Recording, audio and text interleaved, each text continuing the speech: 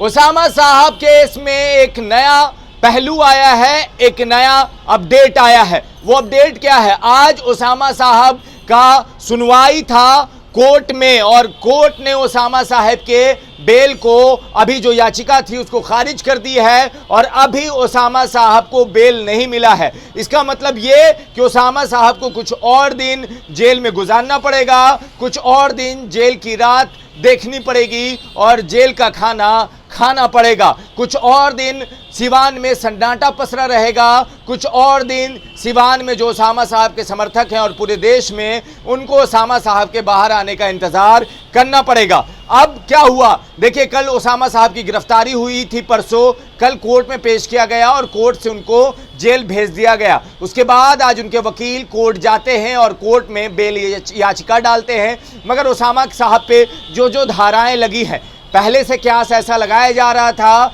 कि इस धारा में इतनी जल्दी, मतलब 24 घंटे के अंदर बेल मिलना मुश्किल होता है, मगर कहते हैं दुनिया उम्मीद पे कायम है और इसी तरह उसामा के समर्थक उम्मीद लगाए बैठे थे, मगर उम्मीद को हल्का झटका लगा है। इसको आप जोर का झटका नहीं कह सकते, क्योंकि उसामा साहब के वकील ने जब बताई थी तो उन पे 307 का भी धारा लगा है। इसका मतलब कि इसमें जो बेल लेने का प्रोसेस होता है, मिनिमम 2 हफ्ते का वक्त लग जाता है। ऐसे कोर्ट के ऊपर है कि वो कितना जल्दी बेल दे, मगर जो एक अमूमन क्यास लगाए जाते हैं और एक अमूमन चला आ रहा है कि लगभग 2 हफ्ते का वक्त लगता है। अब उसामा साहब के समर्थक क्या करेंगे?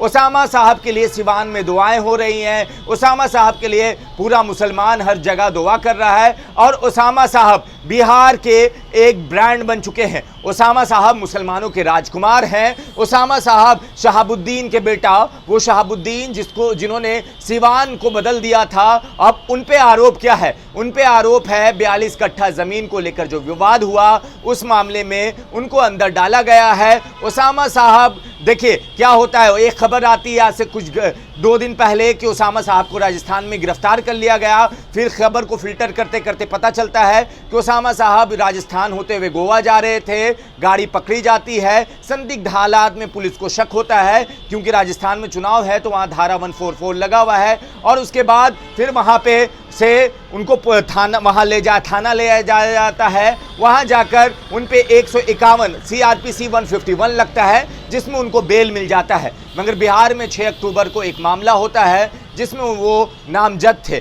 और उस नामजद मामले में बिहार पुलिस को हवाले कर देती है राजस्थान पुलिस। फिर राजस्थान जाती है बिहार की सिवान पुलिस और उसके बाद वहाँ से लेकर आती है और उसामा साहब जिंदाबाद के नारे उनके समर्थक लगा रहे होते हैं। मगर अभी उसामा साहब को कुछ और दिन अंदर रहना पड़ेगा, कुछ और वक्त इंतज़ार करना पड़ेगा। बाकी आप अपनी राय नीचे कमेंट बॉक्स में लिखें, ज़्यादा से ज़्यादा वीडियो को शेयर करें। धन्यवाद।